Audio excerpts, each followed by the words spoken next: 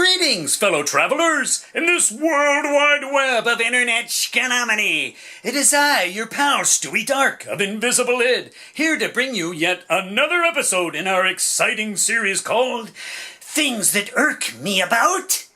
In today's episode, I discuss Sulu's gay? What the heck, dude? A breed of people I refer to as ashholes, and the Veterans Association of America. Veterans Ass, for short. Let us begin. So in our first segment of today's episode of Things That Irk Me About, Star Trek. I love Star Trek. I'm an old Trekkie from many decades ago. And I love Star Trek. I'm not so keen on J.J. Abrams' new franchise of completely taking the timeline and flipping it around into this alternate timeline and blowing up Vulcan and just a lot of things. You know, Uhura and Spock, yeah, whatever, dude. But, you know, he changes the timeline where, you know, like, okay, well now Kirk apparently isn't going to fight with the Gorn and all these things can be totally different. So a lot of Trekkies are actually cool with that, but a lot of Trekkies like me aren't. So we get this news that Simon Pegg, the actor and director of the latest Star Trek Incarnation film, has decided to make Hikaru Sulu gay. Now, okay, first of all, before I even go any farther, look, dude, and chicks, we're all people first. It's irregardless. It doesn't matter if you're heterosexual, homosexual, lesbian, transgendered, transsexual, transspecies. None of that stuff matters, dude. Seriously. We're all people first. And you're either cool or you're a jerk. You're either on the light side or dark side. And that has nothing to do with race, creed, sexual orientation, or anything else. But as a Trekkie, for me, I find it very perturbing. Is that a word? I don't know, just use it. And irking. It irks me. That's what this is about, irking me. That they take what was basically a heterosexual character in the original canon, okay, because Hikaru Sulu was a straight dude, all right? Now he's played by George Takei, who is gay, and that's totally righteous, cool, right on. But to take a character who has been, portrayed this way and then flip it around and now portray it that way, I think the alternate universe thing's getting a little out of hand. Now, even George Takei said, look, I think it's awesome to bring a gay character into Star Trek. Right on. But he doesn't give approval of changing Gene Roddenberry's incarnation or whatever of the character of Hikaru Sulu. That is just something that I agree with George Takei. It's like, don't mess with the canon so much. So they turn Hikaru Sulu gay. Zachary Quinto, who is a gay actor who plays the new Spock in the films, obviously doesn't dig the fact that George Takei doesn't like the fact that Hikaru Sulu is gay. It has, man, really, get past the thing of what you're getting stuck on, dude, and just pay homage to Gene Roddenberry's creation. That's really what it's about. Yeah, bring gay characters into Star Trek. Dude, really, who cares? Of course bring gay characters in there. It's the future. The future is accepting everyone naturally because homosexuality is a part of nature. But what my point is that irks me is that you're flipping with the canon, dude. Hikaru Sulu is a straight guy. Now you're making him gay. What's next? I don't know. Who knows what they have planned to F with Star Trek. And yeah, it irks me, man. It flippin' irks me. I'll be cool, but still. Get to the next one, please. All right. And now for our second segment in today's episode of Things That Irk Me About. There's a certain breed of humans in today's world and in many decades of past of Homo sapiens that for some reason decide to become smokers. I'm not going to go there. Because it's just, man, my brain hurts when I think about it. But the thing that I am going at is what I refer to as an ash hole. So, you have a smoker. Guess what? Some smokers, when they're done with their cancer stick, they actually put it out and put it in a receptacle. An ashtray, or a garbage can, or something to put that dirty, disgusting skinamity away. A minority of smokers do that. But guess what the majority of them do? They just flick it out of the car and it goes off into the dry grass and creates a fire. Or they just flick it on the ground, or just put it on the ground and put it out with their feet. That's the majority of you, what I call ashholes. It irks me. Just, dude, it's a form of littering. You're littering. You're polluting the ground with your nasty my skin.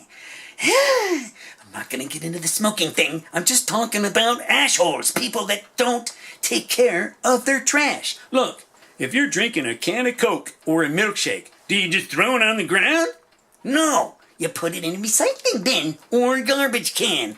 Who knows, you may be even more intellectually minded that you put the straw in the recycling bin and the used wax cup of your milkshake into the garbage can, and things of this nature. But why is it that some smokers are such assholes?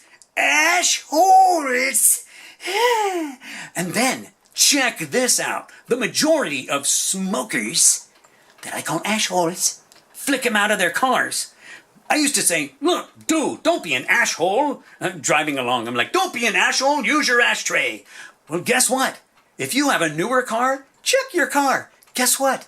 There's no ashtray. They no longer make ashtrays in new cars. So are the car companies promoting assholes? I guess so. Finally, I come to the last segment of today's episode of Things That Irk Me About. This one is on a personal level. Just a little under a year and a half ago, my father, Paul Dixon, passed away. He was 89 years old. I love my dad. And just like anyone else, it's the circle of life. My father passed away. My father was a veteran of not only World War II, but of the Korean War. Now, granted, in the Korean War, he was stationed in the United States. I don't know where. Kansas or someplace, or yeah.